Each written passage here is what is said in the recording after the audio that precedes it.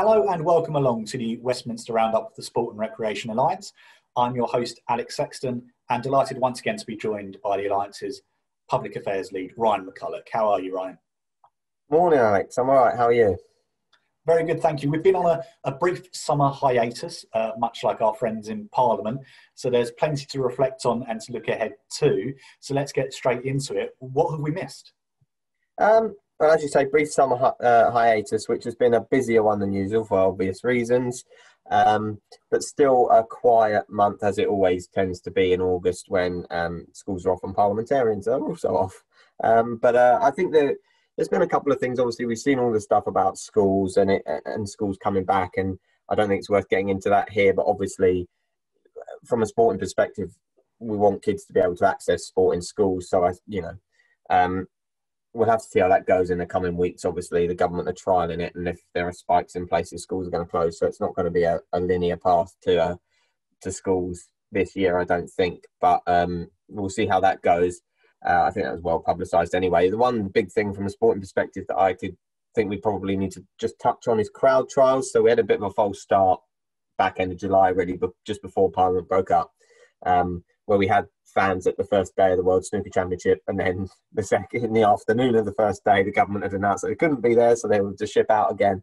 But then a couple of weeks later, as the sort of infection rate levelled off again, we've seen some trials at the snooker, at a couple of T20 Blast games, at rugby, at a Brighton pre-season game. So the government are going to try and sort of look to see how we can get fans back into stadiums, albeit at the moment at a limited capacity. Over the course of the summer, there's obviously been a lot of coronavirus stuff, and there's still the uncertainty. But I think for us going forward, there'll be quite a bit. But we really don't know where we're going to be in 2 or 3 months' time. So, and flexibility, I guess, remains the key with that uncertainty. We're looking at reopening and unlocking facilities, making sure our kids stay active at school. We're working with sector partners, and we'll be keeping an eye on that and informing our members of any changes, obviously, going forward. And speaking of going forward, that brief recess has led to us with a build-up of different issues that we do need to address. So looking ahead, what are some of those key headlines? Yeah, so we have that little kind of gap for a month, and we uncork the bottle, and everything spills out between September and December. Usually, that's how it works, and I think more so than ever, it's going to be like that now. So, I guess the only place to start is coronavirus and looking at recovery, as we just talked about. There's been some crowd trials, etc., over the summer, reopening of schools, but we're going to be looking at how. Obviously, we're going to be monitoring carefully the situation about, possible second spikes, etc. But we need to be looking at what's on the horizon. So I think the first thing to highlight from a sporting perspective and an employment perspective is that the furlough scheme is winding down. Employers are going to be asked to pay more, 10% and 20%. And then the scheme is scheduled to end on the 31st of October.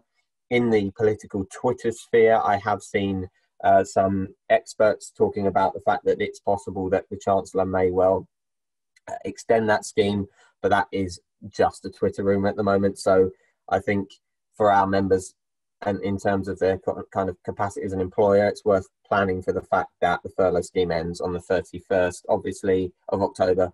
Obviously, there is the government incentive of the £1,000 to keep staff on from the end of furlough, which runs until January.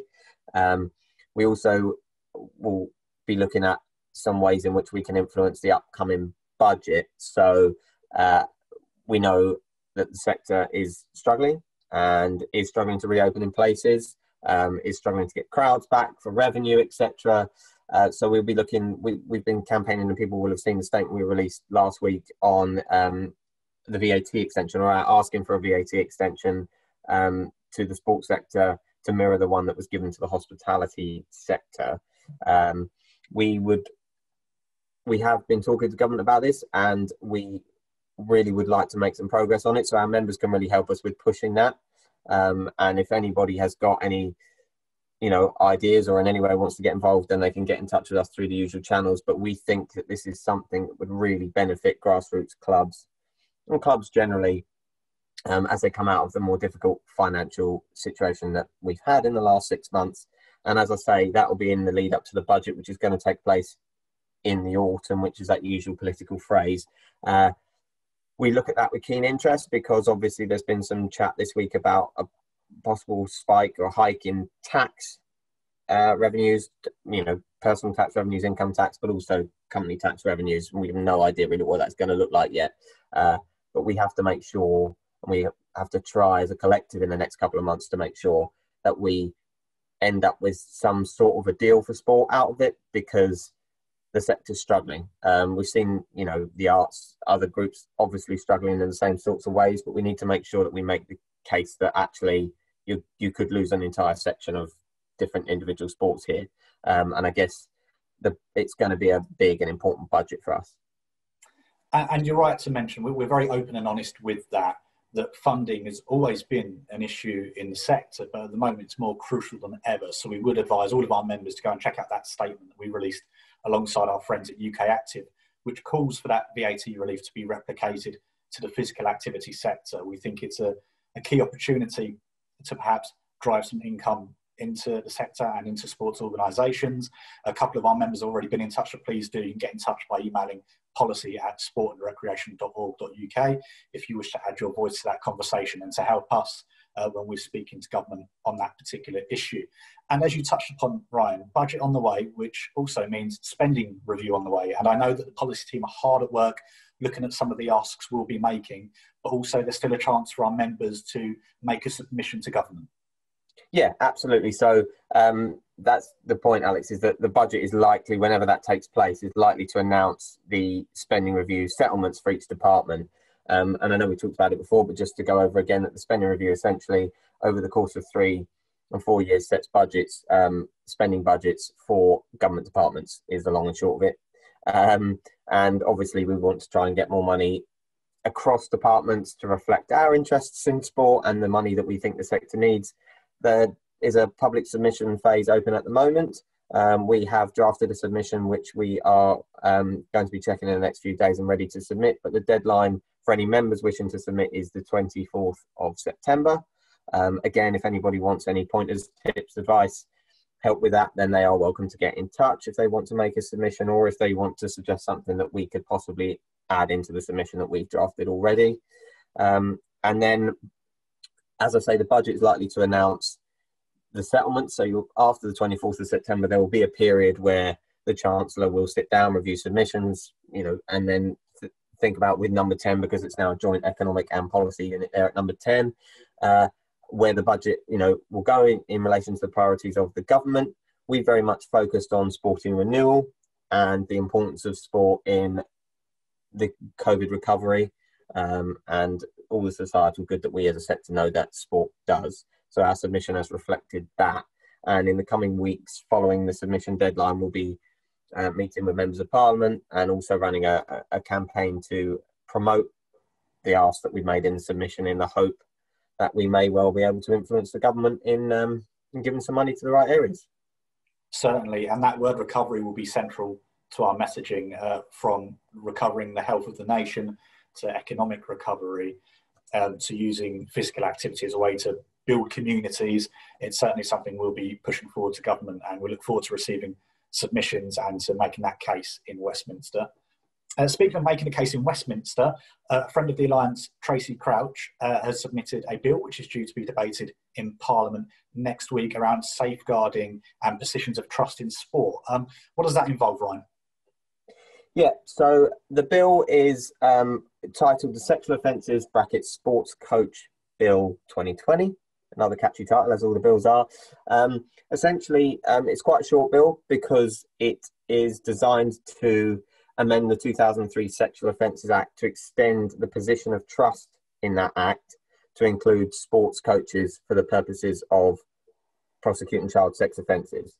So, in other words, much like a teacher can't have a relationship with a 16 or 17-year-old student, this would then extend the remit of that position of trust definition to include the same thing for a sports coach who may be coaching a 16 or 17-year-old in any sport. And that is due to be debated on the 11th of September. Of course, it's publicised on Tracey's social media feed that she is currently undergoing treatment for cancer. There is a hybrid method in Parliament at the moment, much like we're doing now. I was under the impression that you needed to be physically present to do it. So I may be wrong on that, and it may be that she is able to present the bill next Friday, but we're just watching to see whether that will kind of come to pass next Friday. But at the moment, it's scheduled for her to introduce the bill and to have a second reading on the 11th, which is next Friday. I know that there are concerns on both sides from some of the organisations in our membership, but as usual, if there is anything in particular you're really concerned about before this goes through to second reading, I'm sure we'd be able to get in touch with Tracey and represent those views. So get in touch, the usual policy at sportandrecreation.org.uk, Twitter, wherever you want to get in touch with us, and we can make those representations on that. And of course, at the end of this conversation, we'll be posting links out to some documentation that our members can read through to understand some of the areas we've covered here in a little more detail. So if you're unaware of this, please do take a look and see if it will impact your organisation, and we'll be happy to hear from you. Now on to a final subject for us to cover, a nagging one that refuses to go away and has been in the public persona for about 4 years or so now. We come back to Brexit. There are some crucial dates coming up. We're getting towards a perceived end. So Ryan, what are some of those key dates? I'm so happy it's come back again, Alex. So happy. I think whatever you think of it, it would just be nice to get it off the deck so people can concentrate on other things, really. But it is vitally important because it will have a huge effect and a huge impact on members, all businesses across the country, but obviously our members, and across, what investment might be available in the future. So I think just to look forward, key deadlines, really, the negotiations are going to ramp up. So the teams are going to meet probably every couple of weeks now. At the moment, as people may have seen, it doesn't look like we're getting anywhere, essentially. So both sides are quite a long way apart at the moment. But I think the first crucial date is the 15th, 16th of October, which is a European Council meeting where a lot of things get decided. And so if the negotiating teams make progress, then that's got to go back to the European Council at that date, and they can decide whether or not that they're happy with that discussion. There is also another European Council meeting in December. And if the previous negotiation on the withdrawal agreement is anything to go by, it may well go up to the wire. So I'd probably expect to hear something, if there's going to be anything, by that European Council in December. Dates to be confirmed on that. But the final deadline, as we said before, is the 31st of December. And at that point, the transition period ends. And if there is no agreement on a future relationship, then we are in what we have and continue to style as no deal 2.0. In essence, we're WTO rules. There's no alignment to the European Union, and the subsequent problems that may come for that for travel, albeit we have other travel obviously restrictions at the moment anyway, but travel restrictions, visa restrictions, and data transfer, anything else that you can think of that we've talked about before the withdrawal agreement was passed, it's all kind of honed back into view, really. So it's one, given everything else that's going on, it's one to keep on the radar, and one that we will hope to be working on as we get through the spending review submission phase. But we'll republish some of the guidance, because some of it will be similar to what we had for the withdrawal agreement, but we'll hopefully look towards the end of the year to publish some newer guidance or update any of that if it's needed, to give members the best information about what to expect. But again, as I've said for a few of the other things we've talked about, if members have got concerns or just want some advice about the process or, the dates and what to expect, then just get in touch with us and I'll be happy to break that down. And it is really important, despite Brexit feeling like an albatross sometimes around the country's neck, and it has been dragging on for so long, it's important not to forget, especially in the current climate, this is still an incredibly important issue for the sector. So just re-emphasising, please don't take for granted that the information's there, the support is there. Do keep an eye on it. Don't suddenly start thinking about forward planning come November, December. We're here to support you through this process as well. We've covered a lot of ground. I know there are just a couple more points you want to make, Ryan, hopefully of great value to our members as well. So what are the Alliance working on, and what can our members get involved in the next few weeks? Yep, so some of these are more immediate, as you say, in the next couple of weeks, just to wrap them all into one big bundle, really. Firstly, the APPG, obviously we are Secretariat support for that group, and I will be meeting with the Chair, Ben Bradley, in the next few days or a week or so to discuss a bit of a schedule and a plan for the group for possibly the next parliamentary year, but probably for now up until December, because again, we don't know when we can physically go back to having the meetings in Parliament. So for now, we'll probably schedule September to December, and it will be in this format, which I guess works quite well for people who don't have to then stand in a 45-minute queue, possibly in a rain outside Parliament, as we sometimes have with the physical meetings in Parliament. And there'll be some wider discussion as well about how we can use the APPG really to help with some of the spending review stuff. But also, I know Ben's got some really good ideas about how he wants to get engaged with a range of the different sports in our membership. And he met with the Games and Sports Division at the back end of the summer to talk about his ideas and plans. So I think I'm quite happy for members to suggest A, themselves to be a sport that's involved with that, and B, any ideas that they might have or anything, events that they've got going on that they might want to engage with the APPG on, any of the important things coming up. If they want to drop me an email, it's rmcculloch@sportrecreation.org.uk or at the policy address that we've already mentioned, and I can sort of have a discussion with Ben about those as well. That's the APPG. The next bit is just a couple of real bits of parliamentary admin for the next couple of weeks. The first set of DCMS questions in the House of Commons takes place on the 24th of September. The deadline for tabling those questions is the 17th. We may well try and submit a couple. So if members have got any sort of good case studies or anything that we can use to back those up, then you're welcome to send those over.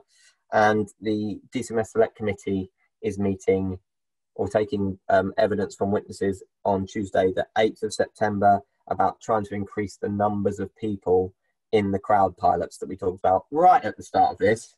And so in the kind of blurb about those meetings, it talks about sport and the arts, but next Tuesday they have Andrew Lloyd Webber and a lot of people from the arts. So they haven't announced the second session, but it's my hope that they'll get some of our key kind of major spectator sporting members in to talk about how they can safely start getting a bigger return to crowds. But that's just a watch this space on this one, because I've just seen the announcement of that, which was made yesterday afternoon. The only other thing possibly to look out for, but I think you and I may talk about it in a future meeting, is the conference season. Parliament would usually go into recess after 2 weeks of having a big long recess and then have conferences. There'll be no recess this time. And the conferences are going to take place virtually towards the end of September and the beginning of October. I think that's covered everything. A comprehensive list. As you mentioned, Ryan, lots going on in the next few weeks, and really an opportunity for the sector to keep banging the drum and talking about physical activity as a source for that recovery for the nation, making sure that our voice is heard alongside our friends at Culture, as DCMS has the remit to include us as well. So we'll be making the calls on behalf of our members and making sure that we're not forgotten and that we're utilised as much as we can be. Once again, thank you for joining me, Ryan. I know that was an exhaustive wrap-up. It's been a few weeks since we got together, so I know you had plenty you wanted to share with our members.